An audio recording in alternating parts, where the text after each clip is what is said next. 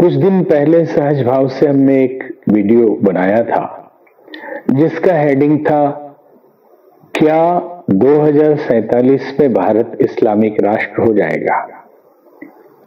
नहीं होगा, ये हम भी जानते हैं, ये आप भी जानते हैं, लेकिन साजिश करने वाले, अपनी मंशा इस तरह की रखने वालों की कमी भी नहीं है।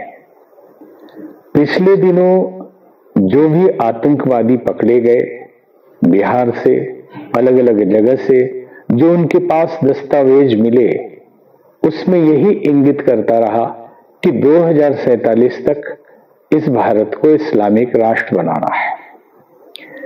और इसके पीछे जो कॉन्सेप्ट है, अवधारणा है, वो ये है गजवाए हिंद। हमने उसमें संकेत किया कि गजवाए हिंद की मानसिकता के कारण ही इस तरह की बातें फैल रही हैं। संभव है भारत के बहुत मुस्लिम भाइयों को इसके बारे में जानकारी ना हो, लेकिन हमें नहीं लगता कि उनको जानकारी नहीं है। भारत में बड़े साधारण शब्दों में इसको कहा जाता है या इसे नकारने की कोशिश भी की जाती है। और हिंदू सनातनी भाइयों को तो एकदम पता ही नहीं है कि गजवाए हिंद है क्या। लेकिन पाकिस्तान में हर बच्चे के जुबान पे गजवाए हिंद है और वो ये मनसा पाले हुए हैं कि एक न एक दिन भारत पे हमारा राज्य होगा, इस्लामिक राष्ट्र हो जाएगा भारत। इसी आधार पर ये जो टेररिस्ट ऑर्गेनाइजेशन है, ISIS हो या तालिबानी हो, उनकी मनसा ये है कि लिखा है तो एक न एक दिन होगा। कुछ मुस्लिम भाई ये दलील देते हैं कि गजवाए हिंद हो चुका है। मोहम्मद गोरी, मोहम्मद गजनी जो आए, उसको भी गजवाए हिंद माना गया। लेकिन गजवाए हिंद का मतलब है कि संपूर्ण रूप से भारत पे इस्लामिक शासन। हिंदुस्तान के जो लिबरल मुस्लिम भाई है वो तो साफ नकार देंगे कि इस तरह का कोई कॉन्सेप्ट है ही नहीं। लेकिन आप पाकिस्तान के कुछ वीडियो देखिए तो आपको समझ में आ जाएगा। मुस्लिम भाई भी अगर आप नकारते हैं, नहीं जानते तो जान लीजिए, और जान के छुपाते तो भी जान लीजिए कि दुनिया में हो क्या रहा है। गजवाए हिंद का कॉन्सेप्ट लेकर ही पाकिस्तान बनाया गया कि हमारे पास एक अपना राष्ट्र हो जिसमें सेना हो और हथियार हो, तो हम भारत पे आक्रमण कर सकेंगे। साथ में सारे रहेंगे तो ये मंशा पूरी नहीं होगी। आप इन वीडियोस को देखिए और आपको पता चलेगा कि हमारा कहना गलत नहीं। हम तो केवल संकेत कर रहे हैं। और जो हो रहा है, अगर मुस्लिम भाई से नहीं मानते तो बहुत अच्छी बात है। भाईचारे के साथ यहाँ रहें सभी लोग, सभी धर्मों का सम्मान हो, अपनी अपनी पूजा पद्धति और जो भी पद्धति है बड़ी श्रद्धा और स्वतंत्रता के रूप में से आप उसे धारण करें, उसकी प्रैक्टिस करें, कोई दिक्कत नहीं। ये देश यहाँ के रहने वाले हर नागरिक का है। लेकिन मनसा यदि गलत है किसी की, तो हम तो लड़ने की बात नहीं कहते, लेकिन समझने की बात कहते हैं। कि आप इन वीडियोज को देखिए। पीछे गज़वा हिंद की बात करते नजर आ रहे हैं, उसके बारे में आपका क्या राय है? रसूलुल्लाह सल्लल्लाहु अलैहि वसल्लम का इरशाद है कि गज़वा हिंद होगा, और जो वो जरूर होगा। हमारा ये अकीदा है, यकीन है कि वो होगा। काम लेगा। एक बात हम बता दें, हमें ज्यादा कॉम्प्लेक्स बातें नहीं समझ में आती कैसे होगा। हमें पता है कि मेरे आका सल्लल्लाहु अलैहि वसल्लम ने फरमाया कि आखिरी दौर में खिलाफत अल्लाह में राज नबुवा कायम हो जाएगी। कैसे होगी मेरा प्रॉब्लम नहीं है, मेरे आका ने फरमाया होगी होगी। उन्होंने फरमाया गज़वा हिंद होगा, मुसलमान हिंदुस्तान के बादशाहों को जंजीरों में जकड़ कर लाएंगे। कैसे होगा ये अल्लाह ये बताते हैं कि ये जो कुछ हम बने हैं ये तो साले अलैहिस्सलाम की कूटनी के तौर पर जो है ये अल्लाह ताला ने एक बना दिया, इसको हाथ लगाया तो अजाब आ जाएगा। और बने एक बड़े मकसद के लिए हैं, और वो मकसद ये है कि जब फिर आलमी जंगें होंगी और उसके बाद यहूद का गलबा होगा तो यहाँ पर एक गज़वा हिंद होना है, और उसकी बशारत खुद रसूलुल्लाह सल्लल्लाहु अलैहि वसल्लम ने दी है। वो कैसे होगा, कौन करेगा, हम ही तो करेंगे। तो हमारे फौजियों को मोटिवेट करके ये नारा लगवाया जाता है कि भाई who are you, we are बुत शिकर की गज़वा हिंद क्या चीज है। कुरान और इस्लाम का फलसफा ये है कि ताकत के साथ जंग नहीं लड़ी जाती, जंग अल्लाह और उसके रसूल के भरोसे लड़ी जाती है। आटा हो या ना हो, हमने गज़वा हिंद लड़ना ही लड़ना है। वो आज लड़े या कल लड़े। बहुत अहम और इम्पोर्टेंट है जो आपने आज शुरू की है कि इस सारी कन्फ्यूजन को अब दूर हो जाना चाहिए।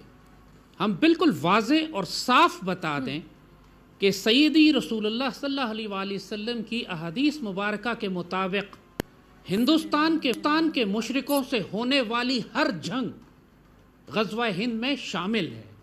गज़वा हिंद किसी एक जंग का नाम नहीं है, ये एक तसलसल है जिसका आगाज़ मोहम्मद बिन कासिम से हुआ।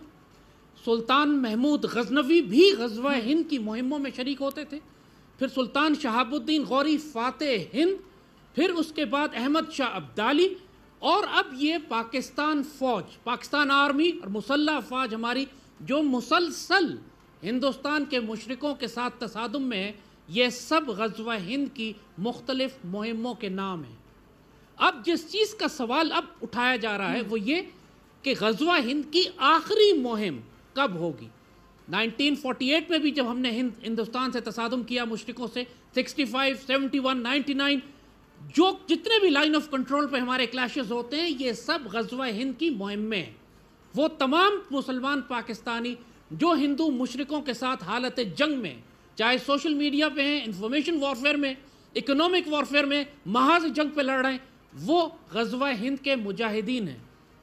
सैयदी रसूलुल्लाह ने अपनी जितनी अहादीस मुबारका बयान फरमाई हैं, वो उनमें जो आखिर ज़मान की हदीस हैं, जब ये लोग बात करते हैं कि गज़वा हिंद हो के ख़त्म हो गया, ये बात इसलिए गलत है कि अहादीस मुबारका में जो आखिरी ज़माने की अहादीस हैं, उनमें गज़वा हिंद का जिक्र कसरत से आता है। सैयदी रसूलुल्लाह ने अपनी अहादीस मुबारका में सिंध पर मुसलमानों के हमले का जिक्र फरमाया, ये मोहम्मद बिन कासिम का हमला था जो सिंध पे गया। फिर हिंद का लफ्ज़ इस्तेमाल फरमाया, जो महमूद गजनवी, गौरी अब्दाली और पाकिस्तान आर्मी। फिर आपने मशरक़ के जानिब का जिक्र किया कि मशरक़ से मुसलमान फ़ौजें, आपने खुरासान का जिक्र किया, खुरासान की जानिब का जिक्र किया। इन तमाम अहादीस मुबारका को आप इकट्ठा करें तो 100% ये बात साबित होती है कि आखिरी ज़माने में एक मुसलमान फ़ौज जो हिंदुस्तान से टकराएगी, हिंदुस्तान के हुक्मरानों को जंजीरों में लपेटेगी। अब कई लोगों ने कमेंट में पूछा था कि कहां लिखा है, आप अफवाह फैला रहे हैं, आप गुमराह कर रहे हैं। हमारा काम किसी को गुमराह करना नहीं, बल्कि सच्चाई से अवगत कराना है। तो आप कहां लिखा है गूगल करके देख लीजिए, वहां तो हमें यह मिला कि एक हदीस में इसका वर्णन है, लेकिन हमसे भी ज्यादा रिसर्च करने वाले जी टीवी है, जी न्यूज। तो जी न्यूज में सुधीर चौधरी जब थे तो उन्होंने इसका विश्लेषण किया कि गज़वा हिंद है क्या। आप इसे ध्यान से इस वीडियो को देखिए। हम अलग कुछ नहीं कहना चाहते, लेकिन ये भ्रम पैदा ना हो, और जो मुस्लिम भाई नहीं जानते वो भी जान ले। और हमें नहीं लगता कि दुनिया का कोई भी मुस्लिम नहीं जानता हो कि गज़वा हिंद है क्या। और हदीस कुरान का ही विस्तार है, जो बातें उसमें छूट गई, नहीं समझ में आई, हदीसों में वर्णन किया गया।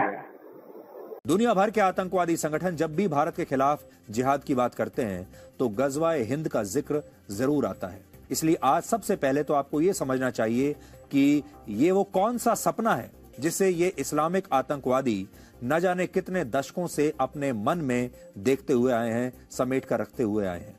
अल कायदा के जो आतंकवादी हैं, ये गज़वा हिंद का सपना देख रहे हैं। आज हमें सबसे पहले तो आपको ये पता होना चाहिए कि ये सपना है क्या। इस्लाम धर्म में जब गज़वा शब्द का प्रयोग किया जाता है तो उसका मतलब होता है युद्ध। आपको याद होगा पिछले 2 दिन से हम आपको यही कह रहे हैं कि अब ये जो पूरा मामला है ये धर्म युद्ध बन चुका है। और गज़वा का मतलब भी होता है युद्ध, और हिंद का मतलब होता है हिंदुस्तान से, यानी गज़वा हिंद का मतलब हुआ हिंदुस्तान के खिलाफ युद्ध।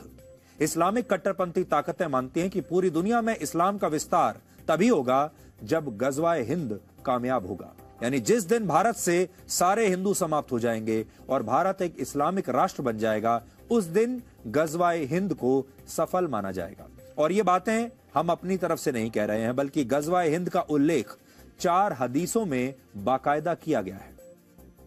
इस्लाम धर्म में कुरान के बाद हदीस को सबसे महत्वपूर्ण धार्मिक ग्रंथ माना गया है।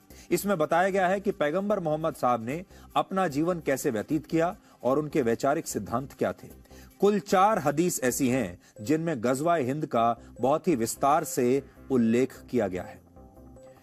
इनमें एक हदीस में पैगंबर मोहम्मद साहब के सहाबी यानी सहयोगी हजरत अबू हुरैरा कहते हैं कि इस उम्मत में सिंध और हिंद की तरफ एक लश्कर रवाना होगा, यहां उम्मत का अर्थ है किसी मुस्लिम राष्ट्र या मुस्लिम समुदाय से। इसी हदीस में आगे हजरत अबू हुरैरा ये कहते हैं कि अगर मुझे इस गजवा यानी युद्ध में शामिल होने का मौका मिला तो मैं शहीद कहलाऊंगा, और अगर मैं बच गया तो वो अबू हुरैरा बन जाऊंगा जिसे अल्लाह ने जहन्नुम की आग से आजाद कर दिया होगा।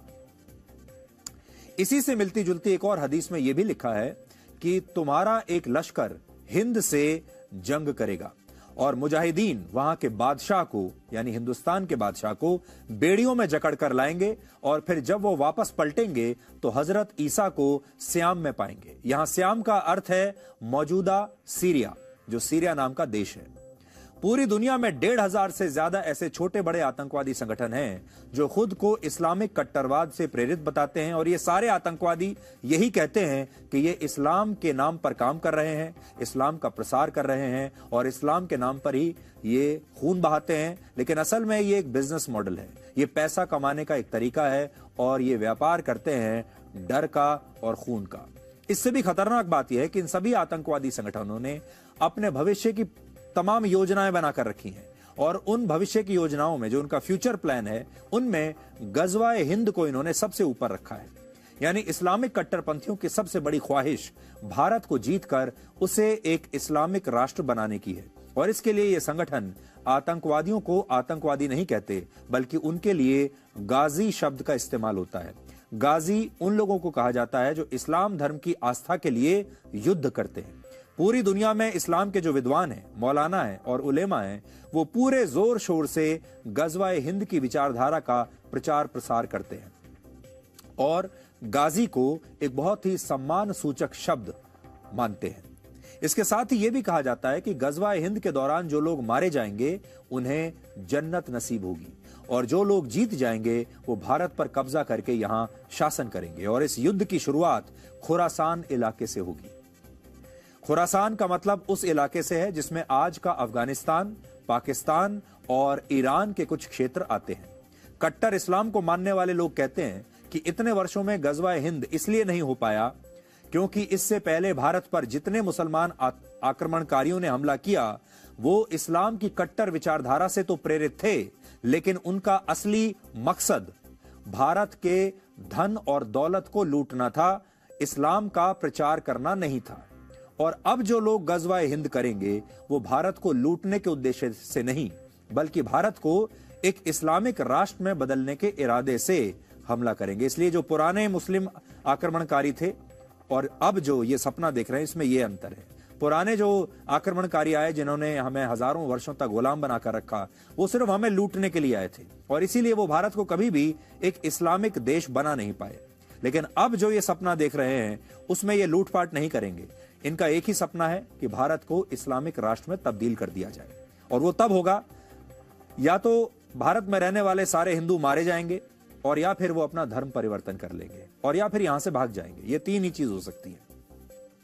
संक्षेप में कहें तो गजवाए हिंद का जो कॉन्सेप्ट है वो बहुत पुराना है, और ऐसा कहा जाता है कि जब 8वीं शताब्दी में मोहम्मद बिन कासिम ने सिंध पर हमला किया था तभी गजवाए हिंद सफल हो गया था। लेकिन बहुत सारे इस्लामिक विद्वान ये भी मानते हैं कि उस समय भारत में इस्लामिक शासन आया जरूर, लेकिन यहां की बहुसंख्यक आबादी हिंदू ही रही, इसलिए गजवाए हिंद को सफल नहीं माना जा सकता।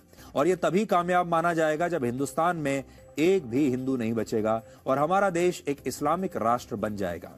और अगर आज आप ध्यान से देखेंगे तो इसकी शुरुआत एक तरीके से हो चुकी है, और इसीलिए हम बार बार आपसे ये बात कह रहे हैं कई दिनों से कि ये कोई डिप्लोमेटिक युद्ध नहीं है, ये मुसलमान देशों और भारत के खिलाफ का कोई इस तरह का युद्ध नहीं है जिसे डिप्लोमेसी से सुधारा जा सके।